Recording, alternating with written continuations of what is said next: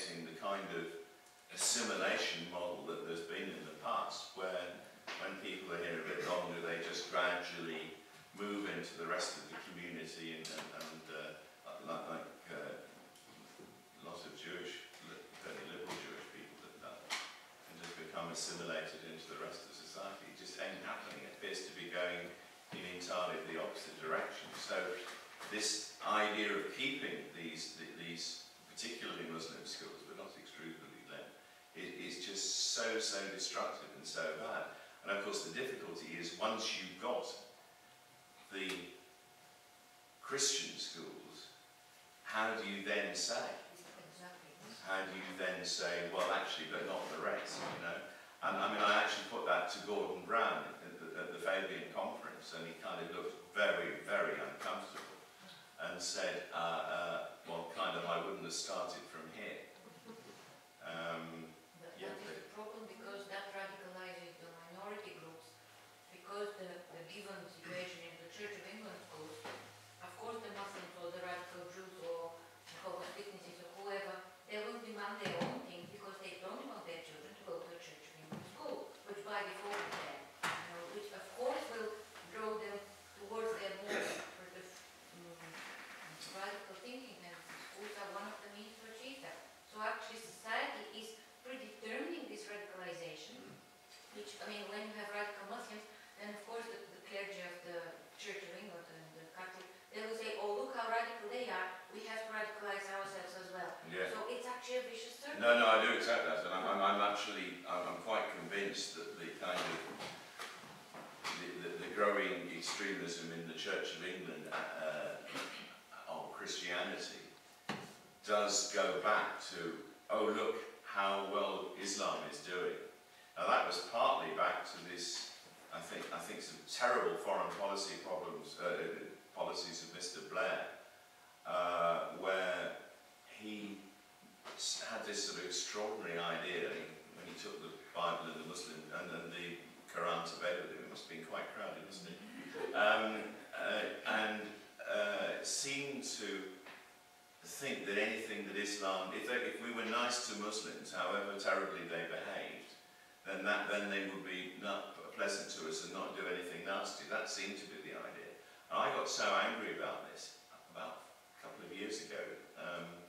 There was a program on Channel 4 called Undercover Mosque, and it was about the Green Hill Mosque in Birmingham, where, as in so many other places, there's all sorts of extremism spouted, that if it was the other way around, people would go to prison in about 5 minutes.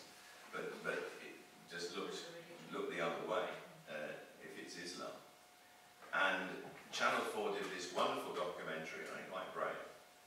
And the police arrived, and they assumed that, I've spoken to the producer, that they assumed that the police were looking for footage that had been on the, shall we say, the metaphorical cutting room floor, that might actually be able to tie up some of these people and be the basis of criminal proceedings. Not so. What all the police were interested in was taking them to prison.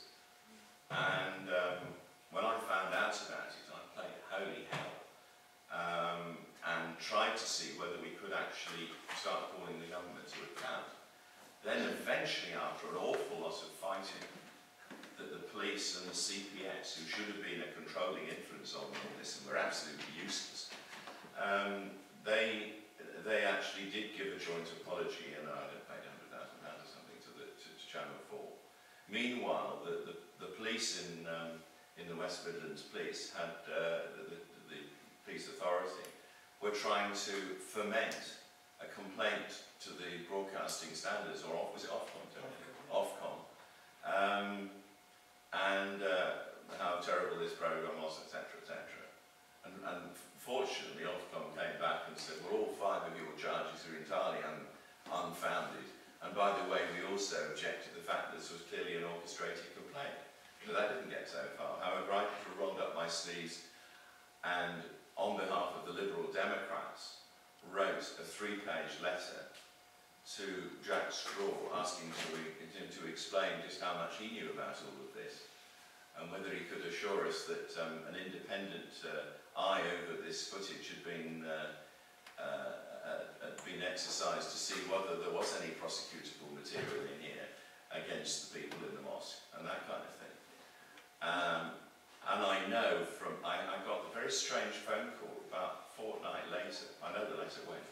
It went in the name of the Justice spokesperson of the Lib Dems. It turned out to be one of our members, but he was very highly placed in the police complaints authority. And he said, "Did you write a letter to Jack Straw?" And I said, "Well, I couldn't possibly comment." And he said, "Well, I've seen it, and it hasn't got your name on it, but I just have a feeling that you might have written it." And I said, "Well, let's. I'm not going to comment." He said, "You just have." He said, "Jack Straw's been round here like a sore bear, lost his temper when he read the letter, bawled out the Home Secretary." And unfortunately, we didn't get any further than that, because they just stonewalled. But it's quite clear that I hit the nail immediately on the head. I thought this can't have happened without this having been known about much higher in government. But I did get my revenge in the end, because I got a debate in the House of Lords to review this whole process. And I did get an apology out of the Attorney General, Patricia Scotland, Baroness Scotland, that terrible mistakes had been made and they would learn from them. But, you know, so that was about 2 years after the event. So we are very conscious of that issue. We are fighting hard. But it's like pushing water uphill, and I don't think it's going to be any better in the Conservative Party under Baroness Varsi, who, however charming, I've seen her operating, and the moment you say Muslim, it's like a shutter comes down, and you just have to hope that your hands aren't underneath it when it does, because it comes down with great ferocity, and I've seen some things I would prefer I hadn't. So, mind you, she's got to be careful now. I was quite surprised at Mr. Cameron's comments about multiculturalism just 10 days, I think, after she made those statements recently about Islam, and it was totally unreasonable to make distinctions between extreme and moderate Muslims. I've never heard anything so stupid. And I think his intervention was actually a direct challenge, if not a reproof to her for having said that. So she may have to pull back a little bit. But where I was coming to in an educational sense is that I think that this whole point about multi-faith schools, I think we've got to have the guts to say we shouldn't have them.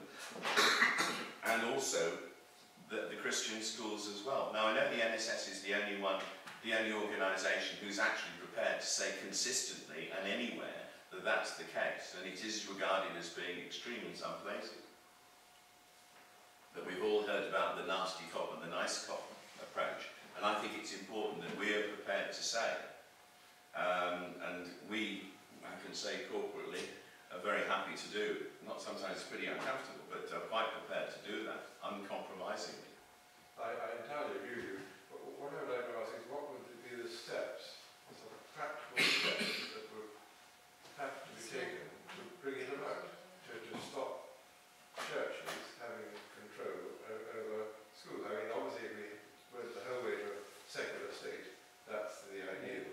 Is there anything short going on the wrong way? What do you actually campaign for in the way of legislation or whatever? Well, with this government that's in at the moment, their madness to create free schools and academies which are outside of local authority control and which are being handed over to religious groups at a rate of knots. Exactly. In Waltham Forest, for instance, there are 10 applications in for free schools, and 7 of them are from religious groups, 3 of which are Muslim.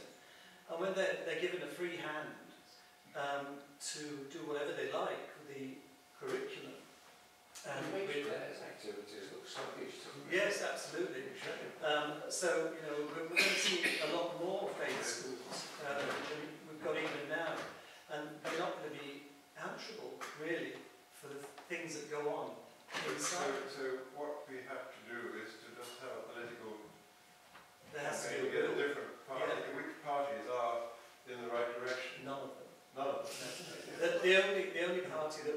actually got in its manifesto that there should be no more faith schools as a Green Party.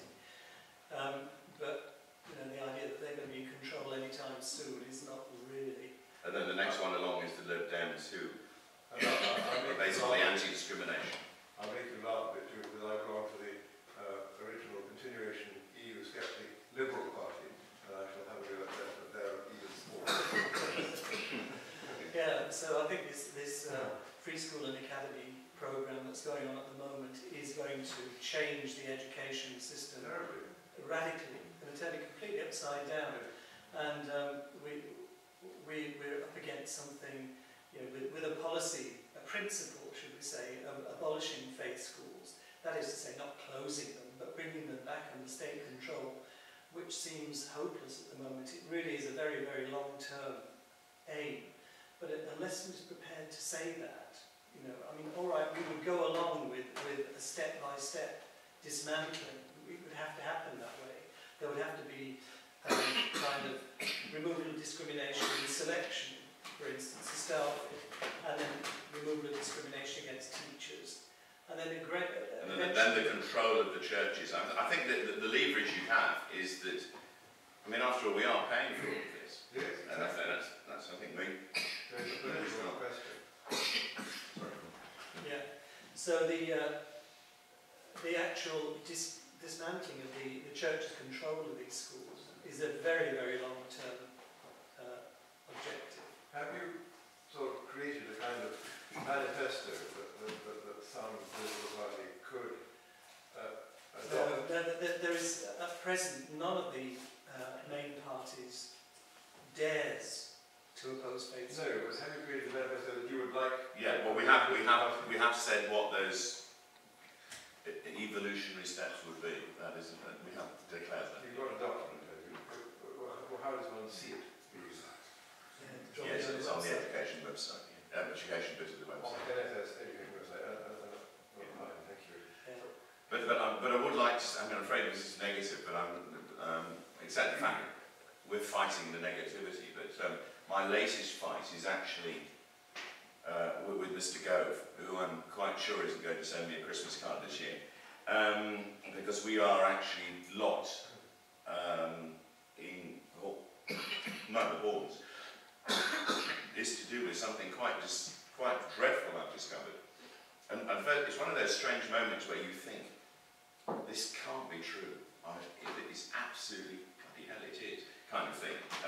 Which was something I don't think any or many people that were thank you, had woken up to, which is that with academies becoming now the norm, when they were just kind of a little add-on earlier and it didn't matter so much. But with academies that are set up from converting community schools, i.e. the vast majority of schools, the protection that there is for non-religious teachers actually disappears. So there's a rather complicated piece of legislation, for any of you who want to take notes, it's the School Standard and Framework Act 1998, section 59, subsection 2 to 4, which